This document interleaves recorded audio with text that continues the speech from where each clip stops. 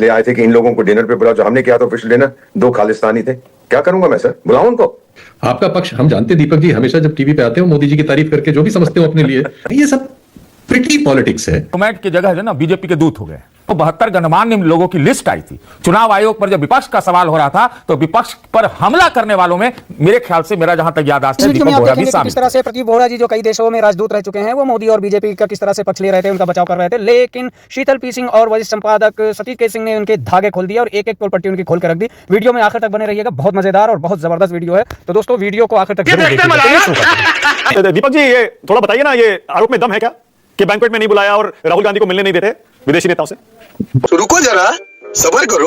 बहुत बहुत धन्यवाद सर, आभारी हूँ कि आपने मौका दिया है। मैं अभी हमारे जो वरिष्ठ सहयोगियों की बात सुन रहा था, उनका गुस्सा बहुत है, तो क्षमा चाहता हूँ सर, जरा थोड़ा शांत हो जाइए। जो मैं कहूंगा मुझे कहने दीजिए। 6 देशों में मैं आपका राजदूत रह चुका हूँ, 4 हेड ऑफ स्टेट विजिट मैंने हैंडल किए हैं। वहां के जो नेता प्रेसिडेंट या प्राइम मिनिस्टर भारत आते हैं। अब मैं आपको बताता हूँ कूटनीति में क्या होता है सर। वो स्टेट विजिट पे आ रहे हैं, ऑफिशियल विजिट पे आ रहे हैं, तो राष्ट्रपति भवन में या प्राइम मिनिस्टर आवास में, हैदराबाद हाउस में उनके लिए एक डिनर का आयोजन किया जाता है। ये हम उनको इज्जत देते हैं। अब ये कुछ ना है हमारी बाबा रणछोड़दास। फिर हम उनसे कहते हैं कि देखिए, ये हमारी तरफ से सुझाव है, हम इन लोगों को इन्वाइट करना चाहते हैं, आपको कैसा लगता है? अब मेरी आवाज पहुंच रही है? जी, आ रही, बोलिए जी। तो ये लोग हैं जिनको हम इनवाइट करना चाहते हैं, और फिर वहां से सर प्राइवेटली, क्वाइटली, ये टीवी के माध्यम से नहीं, वो हमसे कहते हैं इनको मत बुलाइए, इनको बुला लीजिए, इनको बुला लीजिए, एटसेट्रा। अच्छा, अब जहां तक leader of a particular political party का सवाल है, जो कॉन्स्टिट्यूशनल पोजीशन है, वो कहते हैं मैं नहीं मिलना चाहता, मेरे पास टाइम नहीं है। मैं क्या करूं सर, फोर्स करूं उसको मिलना? तेरा तो गेम बचाना पड़ेगा, कोई जरूरत नहीं है। दीपक जी, अब मैं इतना भी आपको बता देता हूं, एक कनाडा नाम देश का नाम सुना होगा। उनके बेवकूफ प्रधानमंत्री जिनको नौकरी से निकाल दिया था, वो यहाँ आए थे, अपने साथ ले आए थे कि इन लोगों को डिनर पे बुलाओ, जो हमने किया था ऑफिशियल डिनर, 2 खालिस्तानी थे। क्या करूंगा मैं सर, बुलाऊं उनको? मैंने कहा सॉरी, हम नहीं बुला रहे इनको। सर एक second Deepak ji, with all due respect sir, Rahul Gandhi की तुलना खालिस्तानियों से मत करिए सर। नहीं, मैं नहीं कर रहा, तुलना नहीं कर, मैं सिर्फ सिलेक्शन प्रोसेस की बात कर रहा हूं सर। इंडिविजुअल कोई भी हो, इट डजंट मैटर। ये मैंने नहीं कहा ये खालिस्तानी है सर, इज्जत करते हैं लीडर ऑफ द ऑपोजिशन। ये सब दोगलापन है, मैं तेरा दोगलापन उतारता हूं। शीतल जी बोलिए, क्या कह रहे हैं?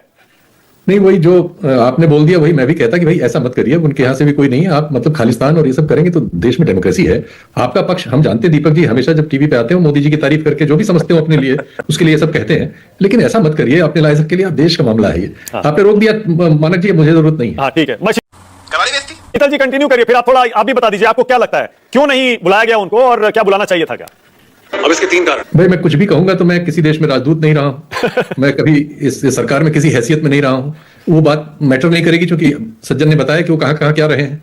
लेकिन मैं वो रेफरेंस बताऊंगा जो अवेलेबल है इंफॉर्मेशन के तौर पर, और किसी भी विद्यार्थी के लिए वो रेफरेंस बनते हैं। तो वो हमारे पास जो रेफरेंस है, 2003 में वाजपेयी जी ने होस्ट किया, हू जिनताओ साहब आए थे, leader of opposition Sonia Gandhi थी उसमें थी, और मनमोहन सिंह साहब ने US president George W Bush को रिसीव किया और सेरेमोनियल बैंक्वेट दिया। जो लीडर ऑफ अपोजिशन अडवाणी साहब थे उसमें थे। खुद मोदी जी के जमाने में 2014 में जब चाइनीज प्रेसिडेंट आए तो उन्होंने, और उसमें राज्यसभा और लोकसभा दोनों को दिया गया, दोनों उसमें थे।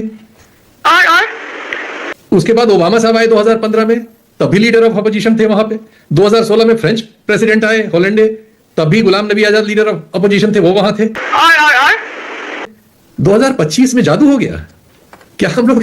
ठीक है, हम किसी पद पे नहीं रहे, लेकिन ये रेफरेंसेस है भाई, भारी मिस्टेक हो गया सर। और फिर आप केरल के एक सांसद को, जिसको सामने हम इतनी बार से इतनी खबरों में देख रहे हैं कि आप कोशिश कर रहे हैं उनको उनकी पार्टी निकाल दे और आप उनका इस्तेमाल कर सकें, ये सब प्रिटी पॉलिटिक्स है। अच्छा, ओके, शीतल जी, हम अगर डिफेंड करेंगे इस बात से कि हमारे पास कोई पहले अतीत में पद था या क्या था और हम अब भविष्य में कोई पद लेना चाहते हैं उसके आधार पे, ये मतलब थोड़ा बहुत हल्की बात है। ये शाबाश बेटा, भाई मजाक हो रहा है भाई, ऐसा नहीं हो सकता कि अर्जुन खड़गे भी उनको बुरे लग रहे हैं और राहुल गांधी भी। ठीक है, राहुल गांधी कई बार ऐसी चीजें करते हैं जिसको हम सब लोग चाइल्डिश और दूसरी तरह से परिभाषित करते हैं, और आलोचना करनी चाहिए। हम डेमोक्रेसी में यही हमें संविधान से मिला है, हम हमेशा करते रहे। वो ठीक है, बीजेपी ने जो ऑब्जेक्शन किया, ठीक है, क्यों नहीं गए उसमें? हमारे 26 जनवरी में या 15 अगस्त में अगर उनको बुलाया गया तो जाना चाहिए। पीछे बैठाएं, आगे बैठाएं, वो जो करेंगे वो उनके खिलाफ जाएगा। लेकिन आप इस बिना पे आप ये रोक देंगे, ये तो बहुत खराब बात है। कल को आप कहें कि चूंकि अपोजिशन के लोग संसद में बाइकआउट करते हैं तो अब संसद में सत्र बुलाने की जरूरत ही नहीं है, ऐसे तो नहीं होता है। और फिर उसके लिए हम बहस करेंगे और कोई आ जाएगा कि हमने सब 30 साल सेक्रेटेरिएट में काम किया है और ये ठीक है। इस तरह का रेफरेंस मत लीजिए भाई। लोकतंत्र है, दुनिया में कोई ऐसा सभ्य देश करता है? असभ्य नेता दुनिया भर में है ऐसे जो असभ्यता करते हैं, और वो रेफरेंस, तो हम क्या उस असभ्यता वाली कैटेगरी में जाना चाहते हैं, एक सभ्य देश कहलाना चाहते हैं? ओके। क्या हम विश्वगुरु सभ्यता से बनेंगे या असभ्यता से बनेंगे, ये प्रश्न है, बाकी आपकी मर्जी। तुम्हें शर्म है कुछ? शीतल जी क्या कह रहे हैं, बोलिए। सिर्फ एक रेफरेंस दे रहे हैं आपको, और हमको सबको मालूम है कि हमारे देश के एक टीवी चैनल की ओर से एक इंटरव्यू हुआ था उनका, उसमें एक सवाल पूछा गया था। उस सवाल से उस भावना को समझ सकते हैं आप। सवाल में चापलूसी छिपी हुई थी कि किस प्रधानमंत्री के दौर में आपको भारत और रूस के रिश्ते ज्यादा बेहतर नजर आते हैं। सवाल का कौन सा लॉजिक है? का जवाब नॉर्मली होता है ऐसा मोदी जी के दौर में, जो मोदी जी बैंक्वेट दे रहे थे, उनसे मिलना था, उनसे बहस चल रही थी, लेकिन उन्होंने क्या जवाब दिया? उन्होंने कहा ये अपमानजनक प्रश्न है, हम किसी के बारे में जो नहीं है और जो है, मतलब इससे ज्यादा बड़ा हमारे लिए क्या हो सकता है। ये होता है राजनय। पुतिन हालांकि आए हैं केजीबी वगैरह की बैकग्राउंड से, लेकिन इतना राजनय जानते हैं कि ऐसे लोडेड क्वेश्चन को भी उन्होंने बुलडोज ही नहीं किया हमारे मीडिया पर। अब उसको उससे आगे नहीं कहूंगा, आप सब लोग, हम ठीक लोग है, वही हैं। अरे बाप रे, ये तो धोती खोल रहा है। अब आइए सतीश जी, आप आइए जरा और बताइए, ये बवाल बिना बात का है क्या सतीश नहीं जी? नहीं, ये बवाल बहुत लाजमी है। अरे भाई, जिसके परिवार के 4 पुश्त ने भारत और रूस के संबंधों की पूरी आधारशिला रखा है ना, उसको तो कम से कम होना चाहिए, नंबर 1। नंबर 2, भाई अगर आप विपक्ष के नेता को नहीं बुलाते कम से कम रूस के साथ संबंधों में, उस समय पुतिन के आने में, तो ये अच्छा मैसेज नहीं जाता है। ये बड़ी अच्छी बात कही आप। रूस हमारा बहुत बड़ा दोस्त रहा है, मैं तो कहता हूं इश्क चलता है रूस के साथ। इससे भारत का एक मैसेज जाता है, और हमारे मतलब जो वाइब्रेंट डेमोक्रेसी है जो कि रूस में नहीं है, उसको भी एक मैसेज जाता है कि भाई ये देश प्रजातांत्रिक है। और अगर प्रधानमंत्री को भारत के जनता ने चुना है, तो डिप्लोमेट साहब को भी कहूंगा कि लीडर ऑफ ऑपोजिशन को भी देश की जनता ने ही चुना है। ये बड़ी अच्छी बात कही आप। अभी पवन जी कह रहे थे कि मैं नहीं मानते प्रधानमंत्री को। अरे जनता ने चुना है, मानना पड़ेगा। लेकिन अगर देश की सरकार एलओपी को नहीं मानती है तो ये भी गलत बात है। अब आइए दीपक जी के बात पर। जो दीपक सर करके बात करते हैं, आजकल वो डिप्लोमेट की जगह है ना बीजेपी के दूत हो गए। गजब बेइज्जती है। क्या है, सुनिए, क्यों नहीं बोले, सुनिए तो बात क्यों नहीं। जब किसी भी चीज पर लेप चढ़ाने वाली बात आ जाती है ना, तो आप डिप्लोमेट रहे, आप पर सवाल खड़े होंगे। हाल के दिनों में 200, तो आप उनसे उम्मीद करिएगा कि ये जो नहीं बुलाया गया तो उसका वो जस्टिफिकेशन नहीं देंगे, तो क्या करेंगे, क्या करेंगे और क्या करेंगे। ये तो लेटेस्ट न्यूज़ है। स्वस्थ परंपरा। दीपक जी ने, मैंने वो चिट्ठी देखी है, दीपक जी ने उस पर साइन किए थे, और इसमें भी कोई शक नहीं है कि उसमें तमाम तरह के राजनीतिक आरोप भी थे उस चिट्ठी में। और दीपक जी ने इलेक्शन कमीशन को बाकायदा डिफेंड करते हुए लिखा था कि ये जो इंस्टीट्यूशंस हैं हमारे, ये हमारे लोकतंत्र की बुनियाद है, इन पर हमला इस तरह से नहीं करना चाहिए। सतीश जी, मैं थारो दर्द समझ सकूंगा भैया, लेकिन भाई तो तब तो इसलिए तो मैं इनको बीजेपी का दूत कह रहा हूं, अभी तो चुनाव आयोग का दूत भी नहीं कहा है। अच्छा, यानी उस चिट्ठी में जितने 272 लोग थे सारे बीजेपी के दूत हैं? बिल्कुल थे। मैंने आपके शो पे कहा था कि इसमें 25-30 तो हमसे चैनलों पे टकराए हैं। तो हमको लगा करिए भाई, अचानक से गण्यमान्य व्यक्ति सब एक ही जगह, ये भी संयोग है, प्रयोग है, क्या है, ये हमारे ख्याल से अच्छा नहीं है।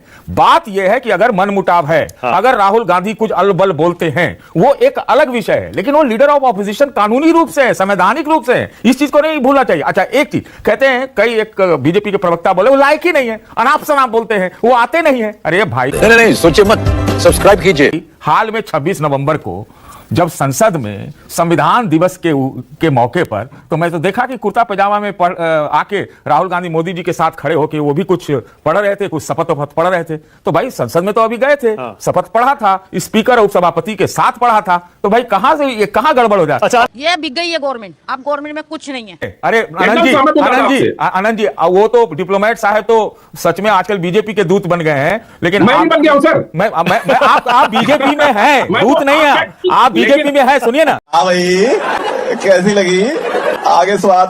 चाय वाला सुनिए ना, चाय वाला प्रधानमंत्री देश का बना, तो हमको अपने बाप परदादाओं को इसके लिए इस्तेकबाल करना पड़ेगा ना, कि ऐसी व्यवस्था बनाई कि देश में कोई भी आदमी किसी स्तर पे पहुंच सकता है। और आज ये स्थिति हो रही है कि कोई भी व्यक्ति लीडर ऑफ ऑपोजिशन हो, वो एक जगह तक नहीं पहुंच सकता। ये आपकी देन है, ये आपकी देन है आनंद जी, ये आपकी देन है। अरे मैं ये तो लेने के देने पड़ गए। सब लेप को आप लोग जो कुछ भी देश में है मिटा डालिए आनंद जी। आप और दीपक जी मिल करके पूरा साफ कर दिए, मैदान साफ। क्या साफ कर दिया? साफ हो करिएगा तो आप भी साफ हो जाएगा, याद रखिएगा। अरे क्या साफ? ये बड़ी अच्छी बात कही आप।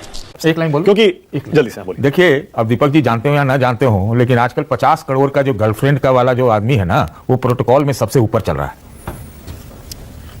क्या बोल रहे हैं, क्या मतलब है? बोल तो दिया। वो सतीश जी को ये याद दिलाइए कि वो विदेश मंत्रालय की स्टैंडिंग कमेटी का चेयरमैन भी है। हाँ। पता है, वो 7वें नंबर पर प्रोटोकॉल में नहीं होता, लेकिन इमोशनल डैमेज। अभी तो 10-15 दिन और सफर करना पड़ेगा। शीतल जी, आपको क्या लग रहा है, क्यों हुआ शीतल जी? उनसे पूछिए। शीतल जी आपने म्यूट किया है। अमेरिका में 19 एयरलाइंस हैं, यूरोप में 100 से ज्यादा हैं, इनमें से किसी के पास भी 25% भी शेयर नहीं है। भारत में अभी जैसे बताया गया कि उसमें हमारे जो योजना आयोग का डुप्लीकेट है, उसके जो चीफ थे आज उसके बोर्ड में है, उसके पास 62 से 64% शेयर है मार्केट का, और उसको टाटा को मिला दीजिए तो 90% क्रॉस कर जाता है। इस लेवल की मोनोपोली आप जनरेट करेंगे, ये किसने किया? इसकी जिम्मेदारी पब्लिक की थोड़ी होगी जिसने टिकट खरीदा है।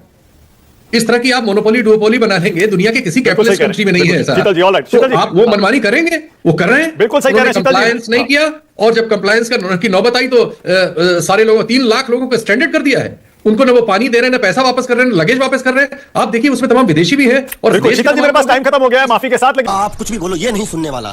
खत्म, bye bye, tata, goodbye, गया।